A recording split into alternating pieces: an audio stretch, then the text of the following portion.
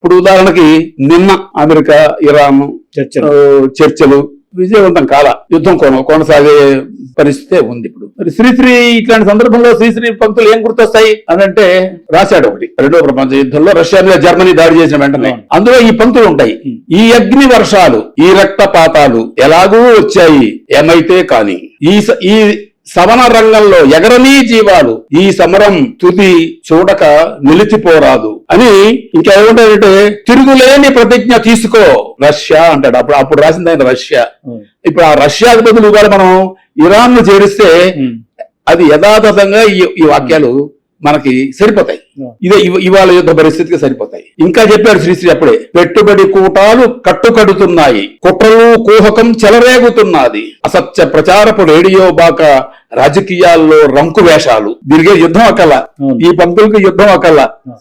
ఇది ఆనాటి నుంచి ఈనాటి దాకా అది ఏ సందర్భానికైనా అన్వయం అయ్యే పంక్తులే. అందుచేత శ్రీశ్రీ అనేక సందర్భాల్లో ఆ రకంగా మనకి గుర్తొస్తాడు. అంటే శ్రీశ్రీ ఇవి మనం చెబితే ఖచ్చితంగా ఈ తరం కూడా అబ్బా ఎంత అద్భుతంగా చెప్పారు ఎవరైనా అనుకుంటారు. వాళ్ళకి శ్రీశ్రీ పేరు తెలియకపోవచ్చు, కానీ ఆ పంక్తులు చూడంగానే ఖచ్చితంగా వాళ్ళని అవి ఆకర్షిస్తాయి. అదే శ్రీశ్రీలో ఉన్న గొప్పతనం. 1991లో సోవియట్ యూనియన్ కూలిపోయింది. అప్పుడు చాలా మంది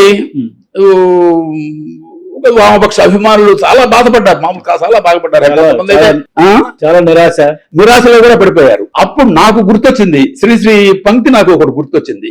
పరాజితులు అనే ఒక కవిత ఉంటుంది శ్రీశ్రీని, చాలా కాలం రాసి అయినా 85 ఏళ్ళు దాటిపోయి ఉంటుంది. అలసిన గుండెలు కాంచినదేమిటి, తొణకిన స్వప్నం తొలగిన స్వర్గం. చూడండి మూడే పంక్తులు, అలసిన గుండెలు కాంచినదేమిటి, తొణకిన స్వప్నం తొలగిన స్వర్గం. అసలు ఈ మూడు పంక్తులు సోవియట్ యూనియన్ కూలిపోయినప్పుడు ఈ నిరాశ, మీరన్న నిరాశతో ఇదైపోయిన వాళ్ళు అంటే వాళ్ళ గుండెలు అలసిపోయినాయి. వాళ్ళ గుండెలు ఇంకా మనం ఇంకా పోరాడలేము, మనం ఇంకా దీన్ని కొనసాగించలేము, ఇంకా సోవియట్ యూనియన్ అంతటిదే కూలిపోయిన తర్వాత ఇంకా మనం ఏం చేయగలుగుతాం అనేటటువంటి వాళ్ళు అలసిపోయారు. వాళ్ళు అలసిపోయిన వాళ్ళు ఎట్లా ఏం చూస్తారు, ఏ రకంగా ఆలోచిస్తారు అని శ్రీశ్రీ చెప్పినటువంటి, అంటే అది ఒక ప్రాఫిటిక్ సైయింగ్ లాంటిది అనమాట. శ్రీశ్రీ చెప్పినటువంటి చాలా వాక్యాలు ఆ రకంగా ఒక వేదాంతి చెప్పినట్టుగా ఉంటుందన్నమాట.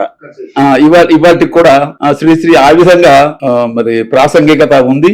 ఇవాళ కూడా మనం శ్రీశ్రీ గురించి మాట్లాడుకోవాల్సిన విషయాలు ఎన్నో మనకు వస్తుంటాయి. కనుక ఈ కొత్త తరం కూడా శ్రీశ్రీని వాళ్ళు తెలుసుకుంటున్న కొద్దీ అయ్యో మనం తెలియని ఒక గొప్ప కవి తెలుగునాట ఉన్నాడు అనేది వాళ్ళకి అర్థమవుతుంది. ఈ సందర్భంగా నాకు సివి అనే ఆయన చిత్తతల్లి వరహాలరావు గారు, ఆయన